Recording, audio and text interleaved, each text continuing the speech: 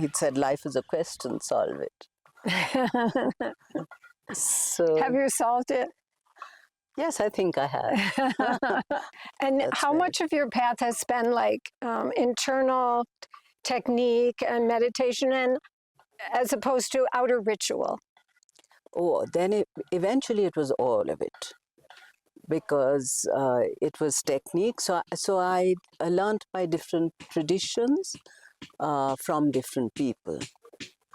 So Very similar to my path, actually. so yeah, so that's how it was. So the sort of the yoga traditions I learned, and I also learned because I spent time and so learning about the sannyas traditions. The Dastam sannyas traditions, living with them, living at the combs, doing camps, all of them. Yeah. Yeah. And then, of course, the ritual part of it, which was, I would not have believed was my nature at all. So, But you all did of do that. some.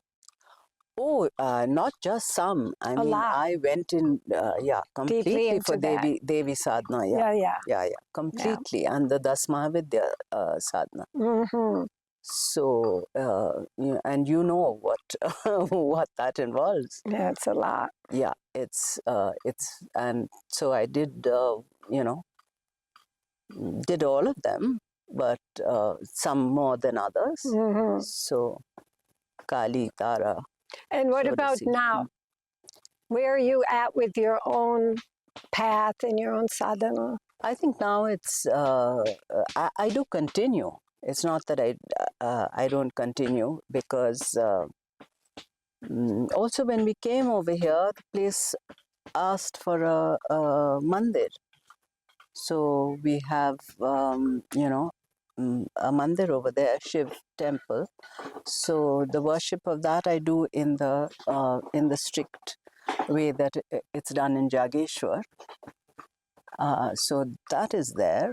Great. So, and at intervals like Navratri, I do maintain the Devi Sadhana. And then apart from these, I also then learned the Siddhmarg, which was through the Dhuni. So that is another, Yes. Yeah, that's great. You're really fortunate in that, because I've been back and forth, America and India, and spending limited times here. I have not really been able to go deeply into the ritual. Of course, I've attended a lot of ritual, and I've also done vrats when I was doing my research. And I ended my vrat at Kamakya, which was wonderful. Yeah. It was fantastic. But you have here, being in India, you have such an advantage because it's available to you. And then to learn all that is just really... Yeah, it's great. Yeah, and you know what happens, I think, is the more time that passes, the less you speak about it. About it, yeah. Because it's integrated in who you are. Integrated. So it's like, and that's been one of the things that, meeting you, meeting all these people, that I realize how much I've just not forgotten, but I just don't, I'm not thinking about it all the time. But now with this opportunity, it's coming out. And it's so great when it comes out again, because you go, oh yeah, this happened to me, And it's part of who I am now. So, because there is a different energy in solitude and in doing your, whatever practices that you do, etc. But that's a very very different path. And sometimes to be with people and to be exchanging, it's very so different, because most people who are on a spiritual path are leading relatively reclusive lives, because they find that they don't have, they neither have an interest in the world, in the everyday sense of it, and it's very tiring. It's very exhausting to be, getting into conversations. And lots of times people ask me, and the point is that there's so little to talk about your path, because my thing is, do you want to do you want to practice it? That's the only way I Yeah, was taught. yes, Nobody yes, told me this is what you're yes. going to get from this. Right, I right. watched, and I watched the people, and I thought it was their what I saw that they had gained that made me think that the only way I can gain that or understand it is to follow the practices Yes, that they practice follow. it. And that is the traditional way in which it's taught. It's not Yes, taught, uh, it's not taught in a class. right, You right. actually have to live over there, and Yes, you have yes. to learn it.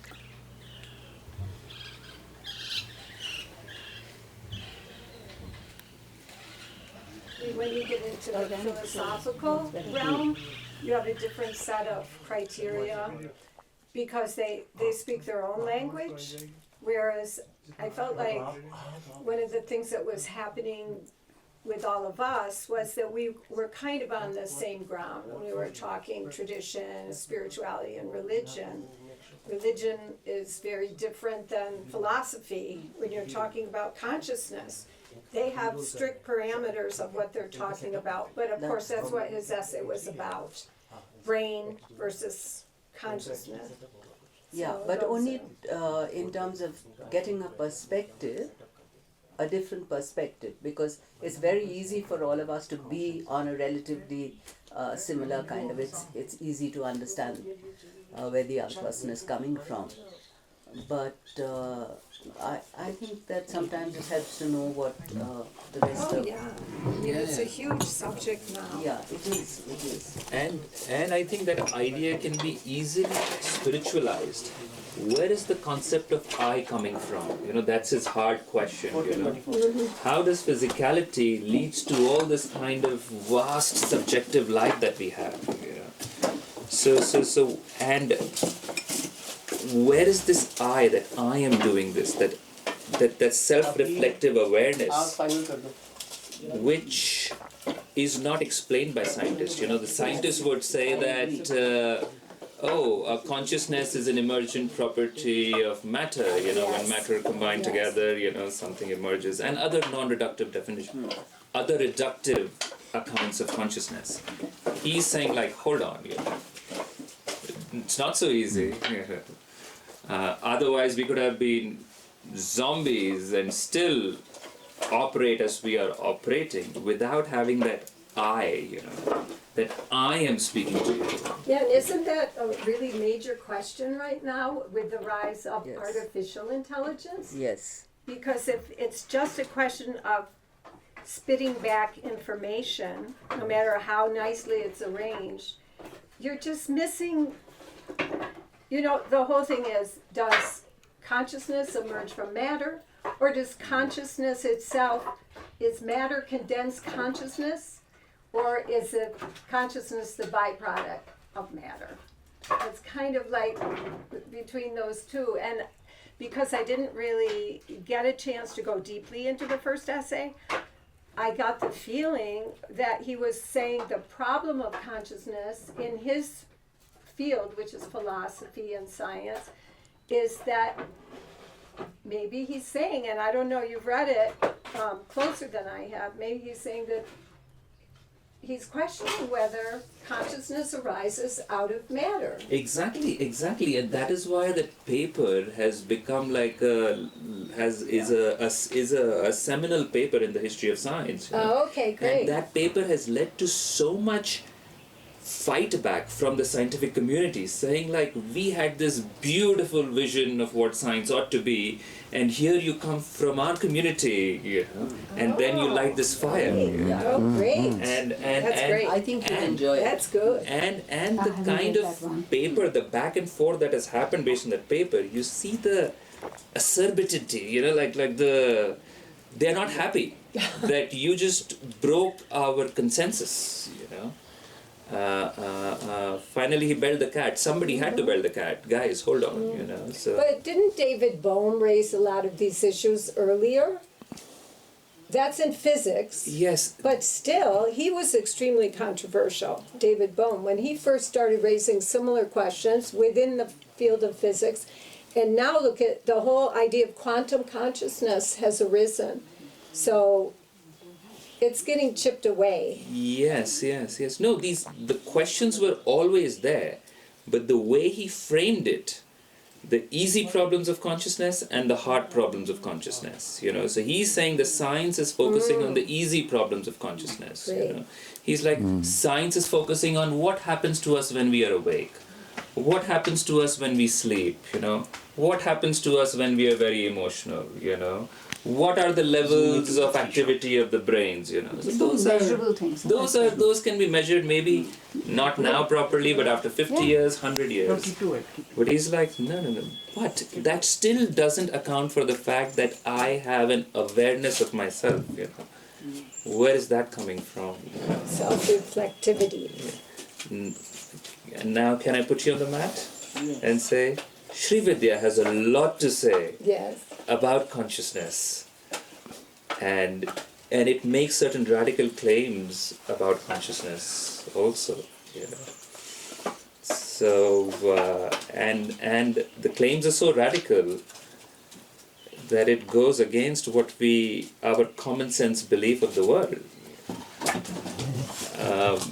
So tell us something what Sri Vidya says about consciousness as a... Well, I'm not really qualified to talk Sri Vidya philosophy on that level. Talk about your experiences, Sri Vidya. Well, my experience of Sri Vidya really just began when I first came to India and I was studying dance, and I felt, okay, dance is all I need. I don't need a guru. Everyone at that time, every household I went into in South India, I had, a Jimi Hendrix looking guru, the Sai Baba. Finally I said, who is this guy that looks like Jimi Hendrix in everybody's house? Oh, that's Sai Baba. You don't know him? No, but I was like, I don't need that. I have dance. Dance is my path. But then slowly over time, I started realizing that dance is, the foundation of dance is in the religion and in yoga. And I didn't need yoga either. I didn't need hatha yoga. No way. I didn't need anything, only dance. And then slowly everything started to come in. And I took my first initiation in yoga after I did a lot of experimentation. Like at one point I took silence. I wouldn't speak for like 10 days. All the families were like getting scared, like, why you're not speaking, It was interesting to me that when I was in India, people got so scared every time I would get too serious about yoga. What? It was funny because they would say, no, you're a woman, you shouldn't do yoga, you'll never conceive. And I would say, this was first time I'm hearing this. This Really? is a long time ago. That's a long time ago. Yeah. This was in 1972. So when I wanted to do hatha yoga, no, our women, they don't do yoga, you'll never conceive. And just things like that. And then I would do things like, okay, I'm not going to speak for 10 days. And then they got really afraid because they felt responsible for me. I was from America, so if I went off the deep end and became some wandering ascetic, what are they going to tell my parents, right? So, and then I would do things like, I went through a phase where I told my guru, I'm not going to eat anything unless it's prasad from a temple. Well, that didn't last too long because I got hungry. And then one day I declared to him, if a dancer is really connected on the stage, she will heal everyone in the audience with her dance. So I was having all these kinds of ideas that, where were they coming from? I was just picking them up from the ether around me and my conversations and the dance itself, the discipline. Yeah. So I went to a Sri Vidya guru, You've done so much yourself. No. I don't have a practice as she has, like not even close. But I'm a dilettante, where I'm like, let me see this. What do they do? What do they do? What do they do? So I've done the same, even And like the textual angle. How is this different from others? How is this different from others? And then you realize that Sri Vidya is so deeply connected with the Kashmir tradition, because what I call ontology of what exists, the idea of Shakti, the spanda, the emanation of consciousness, the constant pulsation of creation and contraction, unmesha and nimesha, is so what I was wanting to know was that the deep connection that connects all these Shakti tradition together into this complete whole, and then now that I have a map ready of how it happens, my intellectual is clear, the path has been cleared. Now I can go to one sadhana, that. So the way that, in a way that I understood it, was in terms of understanding who are the people who did the sadhana of Kali. So say Sri Ramakrishna. Yes, yeah. I'm taking only one example of each. The Buddha did sadhana of Tara. So Chinnamasta, since you mentioned, Sri Goraknath, and again when you mentioned Dattatreya, so it was Sri Vidya. So each of those, then you understand. In a way, it's like, do you want to, I don't know which comes first. Do you want to understand Dattatreya or do you want to understand Sri Vidya? They are incomplete without each other.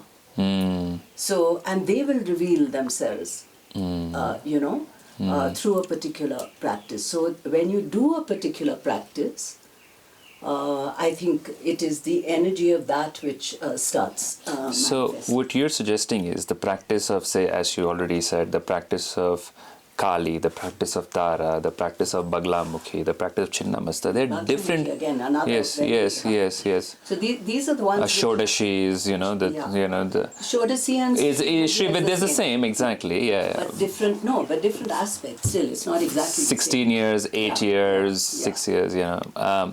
My point is that they are different sadhanas, different Yes, mantras, completely. different guru You can't put paramparas. them together.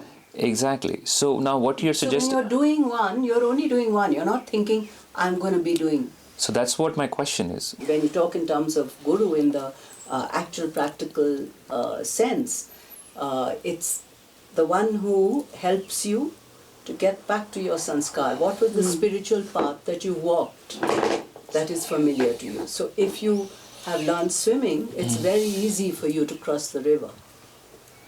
If you've learned cycling, but you can't do it the other way around. So it's about finding, not in an intellectual sense, but what is the path that you have walked, and I have found that it's very different for each person.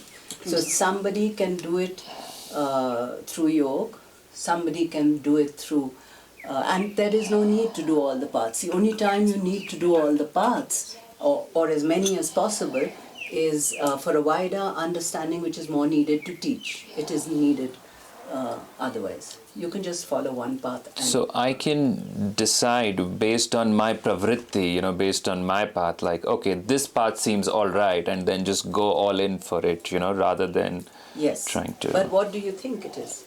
Huh? What do you think it is? No, so that is the issue, that is why I had to clear my mind up, clear the intellectual space, to say, and then I went the Advaita route, because that you're more or less bound to if you're approaching it intellectually. I think everybody does that, and you'll come back to Advaita. Yes. That's why I say it's a mistake to think. Yes. Because there's nothing but Advaita in what you're doing. I mean, so the Dhuna is the Nirakar Sarup. And at the same time, because like sannyas traditions or Siddha traditions, slightly different, but they renounce everything. Sure. They do not renounce Om. I'm just curious about the idea of cremation grounds. What is it about cremation grounds that attracts this kind of sadhana and this kind of... I don't know, there's some sort of energy inside the cremation grounds, You won't get tapped into it immediately, but it takes some time to get close to it, There's this one, there's one Baba who the Bedi brothers have made this film about. This Ram, he also calls himself Ramnath. I did meet him at one of the Kumbh Melas, and he said, the happiness, the bliss you get of sleeping in the cremation ground, I wouldn't trade it for sleeping in any five-star hotel. So I had done a little bit of, I found there's this book you can get in Hardwar called Nath Rahasya, and there is some mantras there which they say you can do in the cremation ground. So I did do them, and it was quite interesting, It's also a meditation on death. Yeah, meditation. At a very basic level. Which you can also do in fire. Yeah, you can also do it on the fire, yeah. But Samshan Ghat, there's no denying it. It's like Benares. If you go to Benares, you're so aware of it. Yes. So I think Shiv Sadhana is, easier to do in places which are so impossible, because there's no conditioning of any kind you can have over there. The Avadut Bhagwan Ram told me when I was doing my research on the Aghoris for my PhD, I used to chase down every Aghori I could find. If I saw someone dressed all in black, I would be running after them, questioning them. And I met a lot of Aghoris. And Baba told me himself, he said the two best places for meditation are cremation ground and battleground, where people have died in battle. And he said that that's where the tantrics go, and that's where the Aghoris in particular go. And I can relate to that because when I went to Gettysburg is really a huge cremation ground. It's actually a place where the most blood seeped into the ground during the Civil War. It was a massive battle. And you go there and you can feel it. Have you ever been to Gettysburg? It's incredible. You just go there. So that's the American version. But in India, abandoned forts and cremation grounds and battlegrounds are where the Aghoris like to live, where they like to stay. They like to stay in abandoned places. For example, in Mirzapur and Vindhyachal, an abandoned fort there, just near the Vindhyavasini Devi temple. I don't know what it looks like now because I haven't been there in some years, but I used to go there and meet with a Baba who lived there, surrounded by all these skulls. And nobody was staying there in that place because there were so many human skulls. But he moved in there and he was living there he was a Baba, but he had his wife. It was like Shiva and Parvati, and he had his daughter. And, they had some children. And he was always doing chillums. He had his duni, and all across here were human skulls. Wow. Yeah, it was really very interesting. So I guess if you can live with death, you can live with life. Yeah. You can handle life better. Or the Baba who is sleeping, the Kinarami Baba, who was sleeping every night in his own grave. Yeah. Dug his own grave, and he would sleep in there, meditating on his own death. Wow. Yeah. Tvameva mata cha pita, tvameva bandhu cha sakha, tvameva vidya dharanam, tvameva sarvam mama deva deva.